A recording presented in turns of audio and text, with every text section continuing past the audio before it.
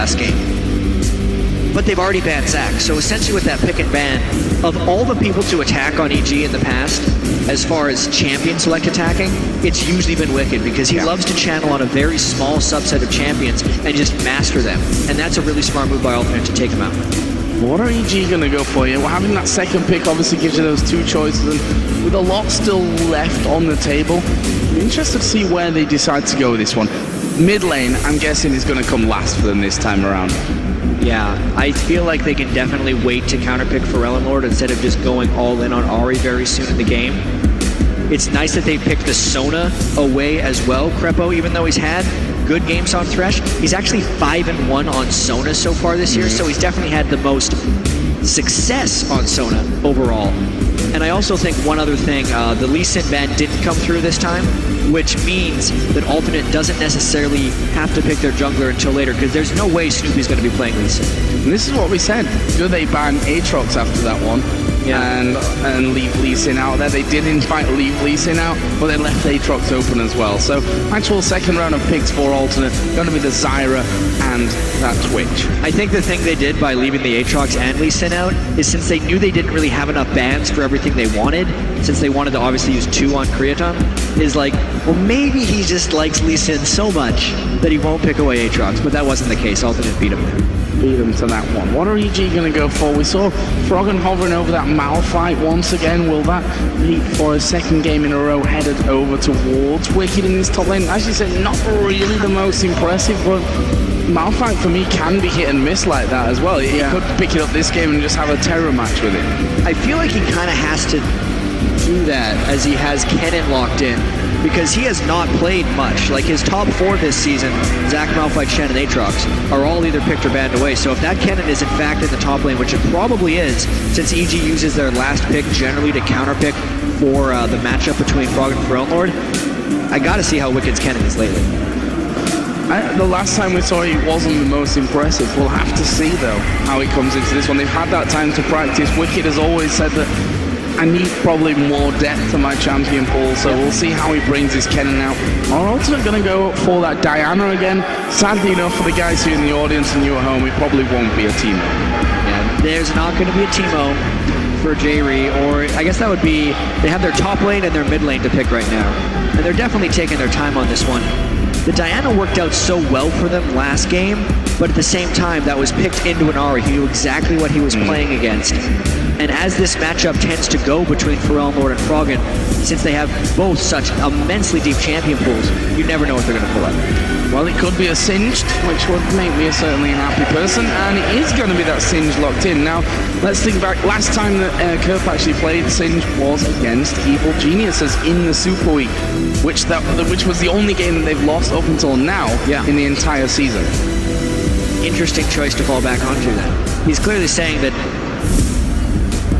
it's strange, because again, he picked a split pushy type champion last game as well, and then he's going with Shen again here.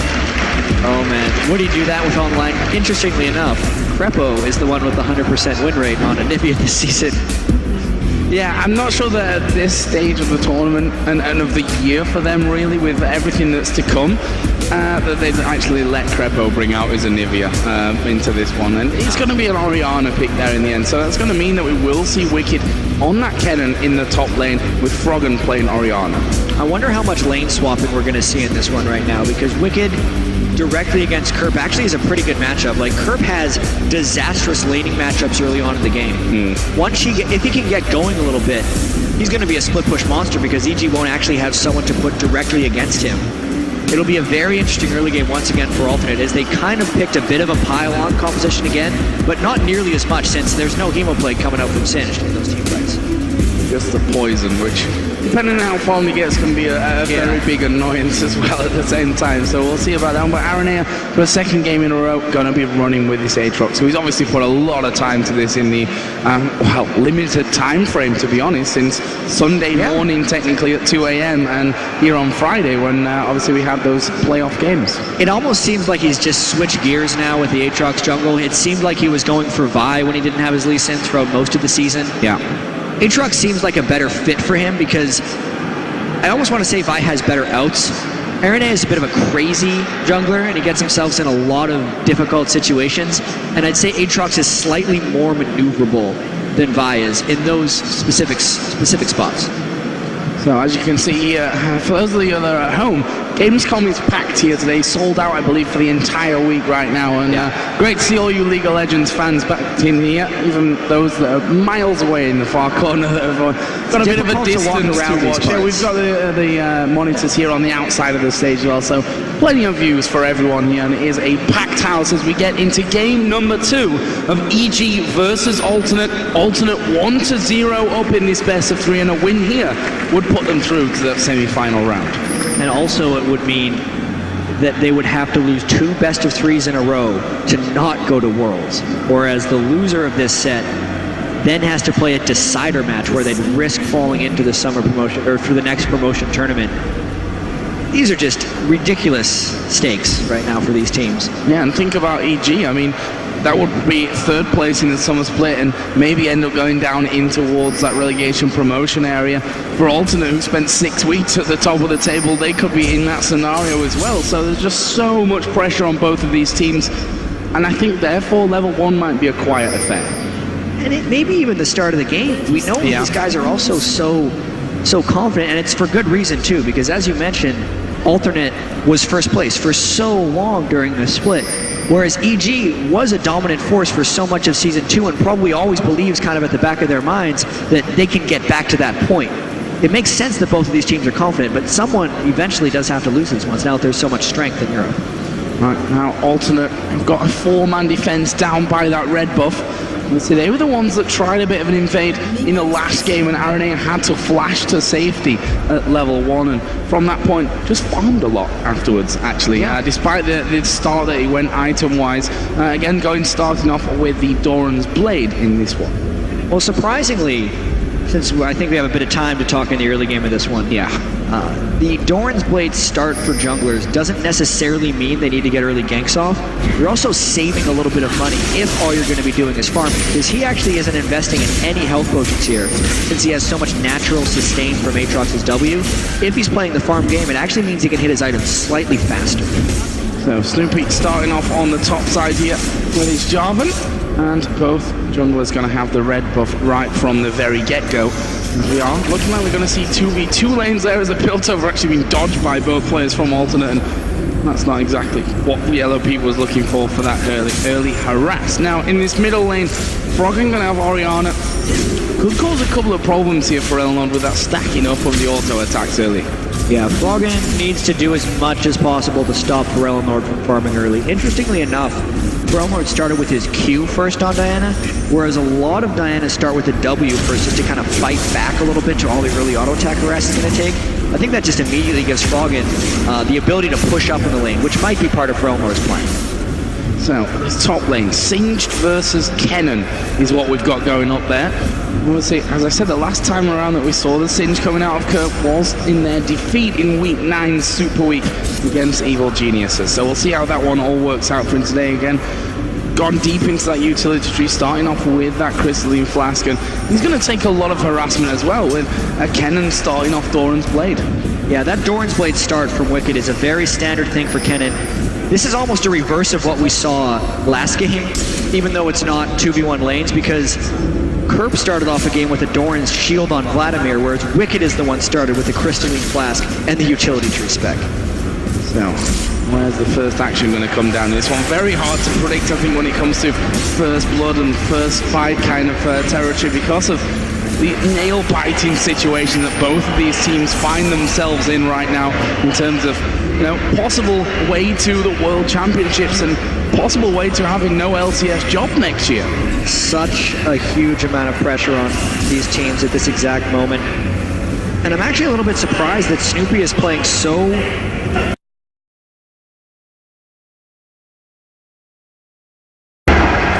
hoping to catch someone transit over in that jungle. So, see the bottom lane there of Alternate actually backing away. He's trying to get an extra bit of farm as they pick up those golems as well. And Aranea still waiting here on this top lane. He's been there going to be able to get in for this one. Wicked actually going to rush away from that one. And, well, he'll be fine actually. And as you said, a lot of time spent there for Aranea up top. Yeah, and you can tell RNA was trying to babysit Kerp a little bit, even though normally in games, RNA babysits for Rellenlord and tries to get him going. It's because of the Singed versus Kennen matchup being so difficult, and here's all the patience on the other side. Here we go, Exhaust going down, Yellow Pete, he's going to be doing good damage there, is Snoopy going to slide all the way through here, Critton going super low, there is the kill for Krepo, he's falling low, a double kill for Krepo, Kerp actually goes for the fling on him, but Krepo flashes away. What a start for EG. Would have been nice to have those two for Yellow Pete, but it's 2 kills nonetheless. I think all of the wins there were because of what Snoopy had accomplished. RNA, while he went up to try to help out Kerp, who was losing a lane, Snoopy went back and tried to turn a lane that was winning, which is why they got that 2-for-0 trade. And wow, Wicked's gonna get something here. Well, he's at least going to get rid of that passive of that Bloodwell. Is he going to be able to get the stun as he comes up there? Needs one more here with the Ignite going down, and Wicked flashes in, picks up the kill. He's going to go low, but there's no one anywhere near him to stop that. And Evil Geniuses, 3-0, a 2,000 gold lead at 5 minutes 40. That's more than we saw at 20 minutes of a lead in the last game. The only thing EG could want more of this, as Ferellenlord almost got taken out by Froggen as well, is that the double kill would go to Yellow Pete instead of Krepo, because he's got to turn that now into some immediate strength, whereas Yellow Pete could have maybe just built up a straight BF sword. Still a fantastic start for EG. Not sure what EG talked about at the half-time, but it certainly helped a massive amount in the very early stages of this one. Have a look at some of the items, because there's certainly been some picked up after that crazy start. See the tier 4 curve in the top lane, but the AD carries both been able to pick up a Vamp Scepter after that action. And I don't think the laning phase is going to be getting immediately easier for Alternate. Ferellenlord hasn't been able to get any magic resistance against Froggen, whereas Froggen has been able to get a chalice because he's been outlaning Ferellenlord hard with that Orianna early on. And Wicked is just happily in lane still, since Kerp hasn't built any defensive itemization against Wicked, who was winning the lane from the start. And there's the knock-up, he's got no ghost available, ulti running now for Wicked. Kerp gonna struggle to get away from this one, he's slow, he's the best chance, but he gets stunned up. Wicked makes it 2-0. Ferellenlord's actually headed up towards his top lane now. Wicked is at less than half. And Ferellenlord really likes to pick up these roaming kills, but he's a little bit outnumbered here, and he's got to be careful. Got to be really careful from this one. Doesn't have a flash available, has an ignite if he decides to go in for those fights, and now with RNA jumping in, this is surely a kill for them. Wicked doing a good job to dodge away, but the ignite was used by Ferellenlord to pick up Alternate's first kill of the game. As soon as he landed his Q there on Diana, it guaranteed he could stick to Wicked throughout his lightning rush. Despite the nice dodge Wicked had onto Aatrox's jump, it just wasn't enough. So the Dream Star coming in here for Evil Geniuses. Let's see what develops from them on that front. We should probably talk about the support items as well here, because Krepo obviously was the one that got those first 2 kills. That's allowed him to get that GP10 rolling with the Philosopher's Stone early on. And I wonder if Krepo's actually going to be the one to build some ore items. We don't see it on supports often because they overward generally once they start getting kills, as Froggen is able to take away that rate. And I actually hope Krepo goes that way, but for now, they're just using the advantage they have to nearly take that turret 2v2 at 8 minutes. They have been dominating this matchup.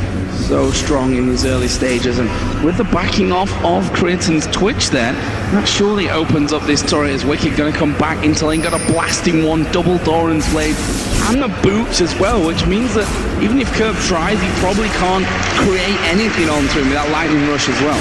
Not yet. I mean, Kerp on Singe does have his Singed ultimate, which is just crazy as far as once he hits level 6, and he's using it just to try and get some proxy farming or in-between turret farming going with Wicked. But EG's just going to say, waste your time, Kerb, we're going to go take a dragon. Yep, straight in there from that one. Aatrox is waiting behind off the dragon pit here though, and Aranea is going to try and come in for the steal on this one. Going very low, but it is going to be picked up. There's a shockwave coming out as well, but no damage really at this point, and Ferellenlord's going to try and turn this one around for now. Froggen going to go down to half HP. Can they escape it? The slow's coming down. There's Crescendo, but Ferellenlord's right into the back line. It's Creatine that will pick off Krepo. I don't think they've got enough to keep chasing, but the timing's there for the Blues. So they get a blue buff and a kill in exchange for Dragon. I'd still say overall, this is in benefit of EG, but they also have to answer what Kerp's doing here, because Kerp is playing Singe smartly right now. Wicked doesn't want to give up farm, and Kerp has already died once. That's a very good timing of Kerp to know when he could go in between turrets, because there would be no one able from EG to go and stop him since the dragon was happening. And between the inner and the inhibitor turret at that as well, not just between the outer and the inner. So doing really good work with that one. He's still, of course, pretty far behind when it comes to everything else, because those 2 kills that Wicked has now got up to his name, and the 20 CS lead currently. And so, with those blue buffs now coming in, of course, 1 stolen away from alternate, which means that they're going to have 2 running in the team. That could be a huge benefit for them. Lord rushing damage instead of defense against Froggen right now, going Sorcerer's Shoes very early on in the game. I wonder if he's going to be able to just stand up to Froggen at all in lane with those items, or if he's just built the Sorcerer's Shoes because he plans on a lot of them. And one thing that they've done here alternate is actually leave that blue buff up. So they're going to wait for the blue that Lord stole away to actually time out, and then go and take their own blue as well, which is going to chain blue buffs here for Lord. That's a lot of time with a blue buff on. That's a really smart move for them, but they're giving him a little bit extra time. It's not a full chain, because you can see he'd already burned, the thing is he already burned through half of it. So he may as well refresh it, because they're going to want to be able to go into the steal lane. Now back up in this top lane, Kerp once again getting the Insanity Potion running. Wicked says, not today, I'm going to go for you this time around. There's the ultimate coming in. We do see the slow coming down from Kerp, but the flame will knock him back, but he's taken a turret. There is a stun coming in, but Wicked had already pretty much said, okay, that was enough for me, I'm just going to force you away. Probably could have picked up a kill there. He was incredibly close to doing so, but Kerp was running very fast, and I feel like once Wicked threw out that last Q and it missed, he wasn't going to be able to finish that one off. Plus Aatrox had been coming up from the river as well. So some more items picked up. Froggen working his way towards that Athene's Unholy Grail. A pickaxe now in there as well for Yellow P. Boots across the board as well at this stage of the game for Evil Geniuses. Yeah, I'm just looking here, and Yellow Pete's going for a pickaxe first. He's not doing that Bloodthirster rush anymore. Instead, I think he's going for substantially more auto attack damage, knowing he needs to be able to fight Twitch when Twitch comes at him, because that's what all these Twitches have been doing in this tournament, is they're going Blade of the Rune King very early, and they're trying to turn themselves into enemy AD carry assassins. Now once again is Kerp trying to catch up. RNA is coming towards this top lane as well. See if they can make a play onto Wicked here, who so far we talked about his Kennen and what the level of his Kennen was going to be coming into this one, and can't really knock it at this stage, to be honest, as he goes back to the turret spots in RNA and he's safe. His Kennen has been very strong, but there's only so much he could do against a Sinish who's trying to run in between his turrets all the time. Lord gets caught though. Yeah, Shockwave coming in onto him, and actually with Jarvan there as well, they've got a decent chance of locking him down. There was the flash, Cataclysm coming in, Lord a dead man, Snoopy picking that one up. And that is just because they wanted that ward on the top side of the map. Yeah, this has been a lot of early kills for EG, and their early game is definitely working out for them. But that 0-1 Sinish right now, Kerp, is going to become a problem. Because it doesn't seem like right now EG has a way of stopping him. If Wicked can't do it, Froggen definitely isn't able to roam and stop him. And now they have Snoopy chasing around the jungle a little bit, trying to slow him down. He's distracting a lot of attention despite not being that far ahead. So wait until he gets a few more minion kills. Right up on the steps into the Evil Geniuses base right now, trying to stop all of those minion waves coming through. And now they are going to try and react to him with this one, but Insanity Potion running. He's right at the back, and what are you going to do? Are you going to leave your lane and end up losing out on farm? Is Snoopy going to lose time in the jungle with it? What are you going to do? This is exactly what Sinish, the problems he creates. You kind of want your jungler to get a couple kills on him, feed off Sinish a little while, and then you go and push down mid while he's doing his shenanigans in top lane, because it gives you a few windows. That's not necessarily what EG's doing right now, because they're just not at a point where they feel comfortable doing that play. And we saw Froggen actually went towards his position. He waits in a bush, just flings in behind him, and then just walks on off anyway with that Insanity Potion running. And right now he's back into his lane to stop Wicked putting down all that damage onto his tower. Yeah, so another thing you can do is get him before he gets there, because once he's there, you're kind of screwed. But as long as Wicked can keep him contained in the turret, and if EG can set up some jungle exit wards for alternate, so if they just ward the exits of his jungle to stop him from getting past them, that's what they really want to accomplish. Now we see Snoopy adding in a little bit of extra damage on towards that tower. Now down below half HP, so Kerp has to make that decision as to whether he's going to go for what he was aiming for earlier on. with that proxy farming, or whether he's going to try and hold on to his turret. At this stage, Wicked has now left the lane, which again gives Kurt a chance to get into position. And you can see Snoopy is almost just trapped in that top lane because of what Kerp is doing, which then opens up potential opportunity for alternate here at Dragon. Everyone on EG is roaming down to stop this Dragon, which means they can probably contest this if they rush. Well, it's already been started here. Alternate trying to get it finished, but the damage already being thrown in there. Alternate's got to get out of there. Yeah, I don't think they can do this one. They need to be so very careful as Wicked joins in the party as well. They're going to go in right on top of Dragon. There's a shockwave coming in, and Alternate do get Dragon, but what's it going to cost them here? Creaton's gone down. Jerry managed to escape, but Aranea won't be able to do the same, and now for Ellenlord, going fairly low here on the top side. He tries to fight with Snoopy. There's the ace in the hole coming through. That's a kill, and the shield, the command protect on Snoopy, not quite enough with the ignite burning. But EG coming in, yes, they've lost the Dragon, but they've picked up 3 kills for it. And now they have to get more, because that 2-kill advantage at Dragon is just about the right. They're going to push that turret, but let's see how this fight went. If Arnea didn't get this Dragon steal, the lockdown from EG would have been far too much. Wicked was the ball delivery system there for Orianna, and they managed to just clean inside the Dragon pit. Well, if you think about what EG have got on their side and what that Dragon pit offers you, Kennen, Orianna, Sona, that is the most perfect place on the map that EG could ever be fighting. Yeah, that Dragon pit is just danger central for Alternate, and that's the trade-off they made when they decided that they had Kerp pushing top lane, and it did give EG that opportunity to go and fight. So now Kerp here having to go on towards Yellow. Pete wasn't quite counting on Froggen coming up here. Crepo's coming in there as well. And Kerp is making a beeline for the escape. Froggen going to speed himself up there. Not quite got the damage, but with Snoopy coming in, going to get the knock-up. Snoopy picking up another kill here to go up to 2-1-4. He's already got a giant spell in there. He's pretty far on his way to being unstoppable at this point. He's going to become a monstrous tank. Despite not farming that much, he's definitely done the gank path in this game, whereas RNA has been much more towards farming like we saw last time. I'd almost say RNA has done more farming this game than he did last, because he's almost keeping pace with Ellenlord at this point, and he is keeping pace with Kerp. So there was turret number 3 for Evil Genius. As all the outer turrets now off the map. Alternate with their single takedown in that top lane. Aren't going to be able to at least take bottom from now, and this mid lane going to be covered off by Wicked as well. So leaves us with a 5,000 gold lead, 17 minutes into the game. Some more items being done here. Abyssal Scepter coming out for Wicked. Also, that Athene's Unholy Grail now finished off Froggen. If you look over the other side, they're not quite up to that first big item path yet, and as I say, that Frontload does have the cash to finish off the Abyssal. Well, it's still a big gold lead for EG, and that's what they're trying to push right now. I'm not really sure what to expect yet from Alternate coming into the late game, just based on how crazy Ellenlord got last game and whether or not Kerp can create action. You can tell EG's really trying to make big plays happen before Kerp can become a real problem with those split pushing. They see him up top again. They have no Jarvanol, but they still might look to make some action happen at this turret. Well, they're going to be going in there. Grasping Roots comes down, but doesn't really do much to them. Yellow Pete just knocking on the door of that turret here wherever he possibly can.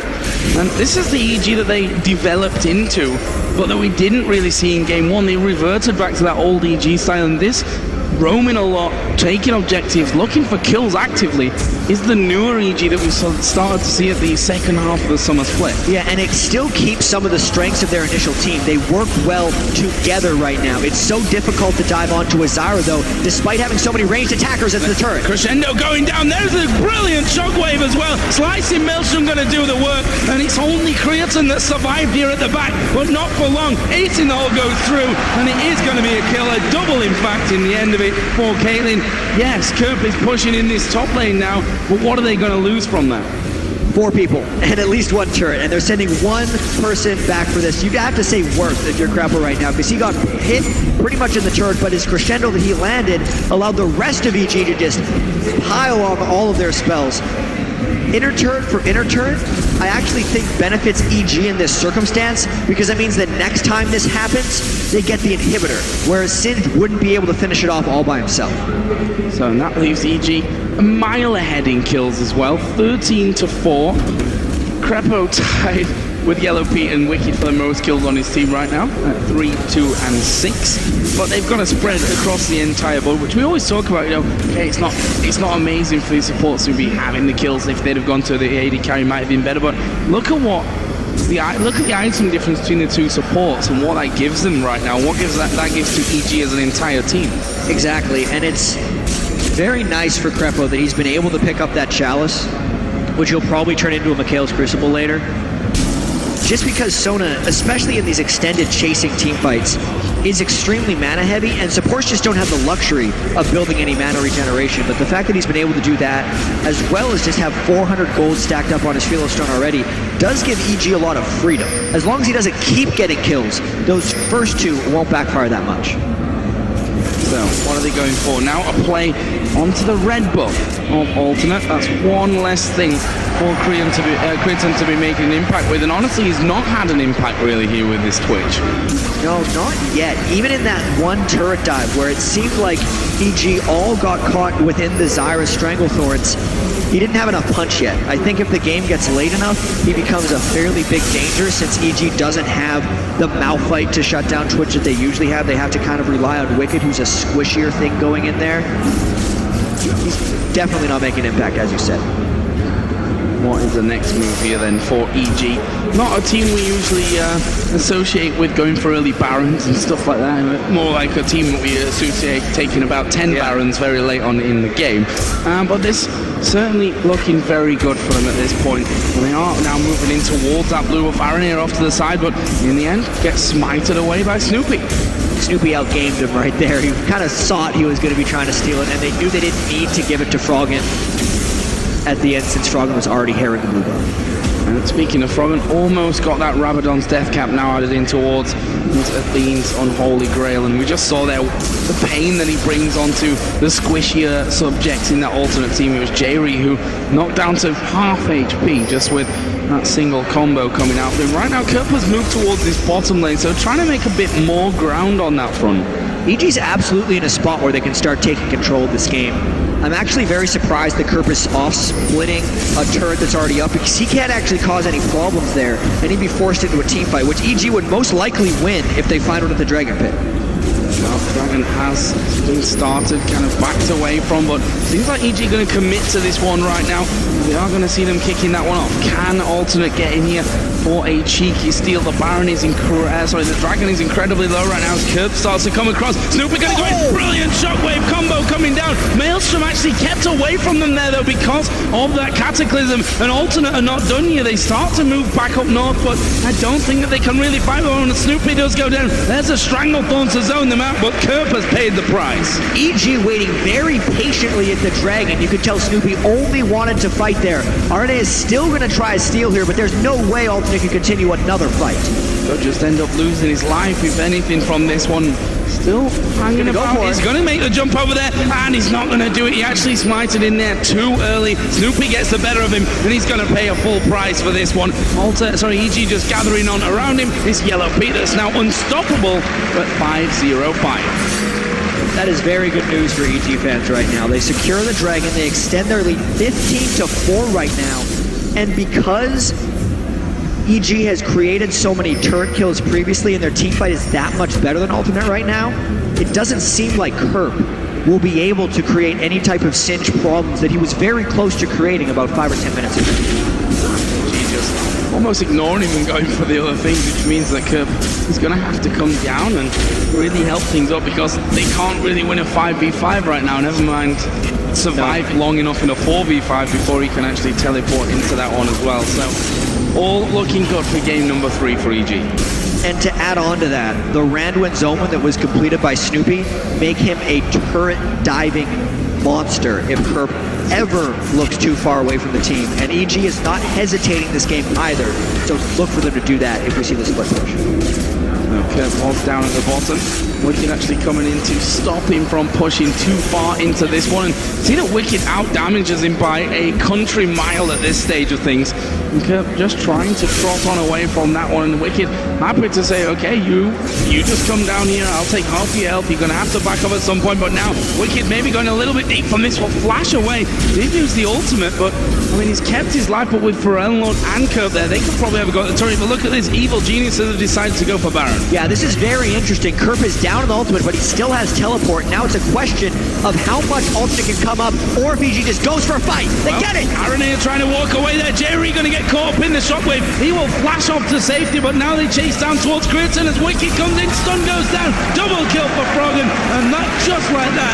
There will be two men out of the fight completely, and EG can turn around for a safer Baron. Trying to force the smart Barons at this point. Wicked recognized there were two people down, knew his team was starting Baron, and then ran there as quickly as possible. So once CG started that fight, Wicked came at the end to clean it up. So Diana now headed in. Can Pharrell and Lord stop this from happening? Gonna go in on towards Froggen, but honestly, I don't think he's got the damage at this stage of the game. Kerp actually gonna come in there. Teleport home guard, flip Snoopy away from things. Baron got 2,500 health right now as they turn around. Kerp gonna go very low, will get finished off. Meanwhile, Froggen over the other side did take down Pharrell and Lord, and also Jay Reed died in that one as well. He got a kill before he died, but Baron was kept alive there as well as they peeled off. They come back in, finish it, EG looking perfect. And that was a smart Baron despite Yellow Pete dying there, because they made sure every single last Baron stealer was out of the game before they decided to go for that. No way they were letting a Baron steal risk this giant advantage they've already accumulated. Touching on a 10,000 gold lead now for EG. And Froggen again he's having one of those games. We said at the start of this one that, okay, he had a decent time with Ari in the last one, but he's going to have to set things up. This time around with Orianna, shockwaves have been brilliant. A couple to 2 to 4 people each time we've seen a shockwave from him. He's 509 right now. I mean, that goes for everyone on the EG team when you talked about the scoreboard. And from the very start of this one, Froggen versus Pharrell and Lord, even from the picks and bans, these guys just battle each other. They're two of the best mid laners in Europe. And since Froggen, I feel like, got to see Pharrell and Lord's card, and since the Orianna was the last pick, he put himself in a position to succeed with that pick. And at the very start of the game, he was out farming him. In the team fights, he's out playing him. And he will be another blue buff going over towards EG from alternate side of the map. Smited away there by Snoopy. Froggen's already got a blue buff, so he can happily take that one off. As we see Twitch coming in from the side, they're trying to stop this turret going down, but EG just too far ahead for them. Yeah, and Kerp was trying to create a little bit of action over in a side lane, but EG is just willing to go at any point. There is so much armor on Snoopy right now, especially when he has the Orianna ball on top of him, that Alternate is at risk in a dive. This is where Alternate was last game, where they went right away. So, will EG do exactly the same for this one? When I come down to the likes of that shockwave crescendo, the cataclysm coming out as Snoopy stands at the front here. Is he going to make the jump in? Aaron here getting locked up by the trap, and you can see that EG literally just marched in, and Alternate can't stop them taking the turret. They're going to lose an inhibitor as well. You don't have to dive if the other team is just going to back away. EG takes that, now they can cycle around and take the rest. And that is that 10,000 gold lead broken for EG, and now they're going to go in towards this top lane. Honestly, Snoopy is more than tanky enough right now to stand underneath the tower with the damage that they've got to finish that one off. Looks like they might play it the safer route here though, and actually are setting up a bit of a trap there for Aranea as they realize he's probably not going to walk into it. Turret time. Yeah, this is not the turret you try to defend in any sense. I've seen so many game-ending fights on that outer turret. Alternate should not go past essentially the line that Orianna ball creates if EG's decided to do this, but they're up there. I feel like they're going to give it up though. Well, slow comes down from Kurt Aranea and Creaton just in behind him there, but even just the poke that EG can throw out at this stage is enough to force Alternate away. Aranea just jumping out of that one. Is actually EG going a little bit further forward in this one, decide not to go too far. too far and actually start that fight off. And again, free turret. Alternate have to defend this one, yeah, surely. and EG might just force this fight as soon as they get any type of shockwave going off. But they have so many ranged attackers, EG does. Yeah. Plus the Sona heal. With that Michaela's Crucible for the extra mana regen, they are such a powerful siege. Alternate is forced. Forellenlord going into this one, going to use his Zhonya's, but look at the ultis piling up on one another. That will be instantly one kill coming down. The second one should fall as well as a crescendo comes in there. Shockwave will pull the two together. Curb now the last man in their way. J-Reed can't really do anything about it at this point. EG can win the game right here. And they just dominated this one from start to finish. Late game EG, try 29 minutes as they go into the next game.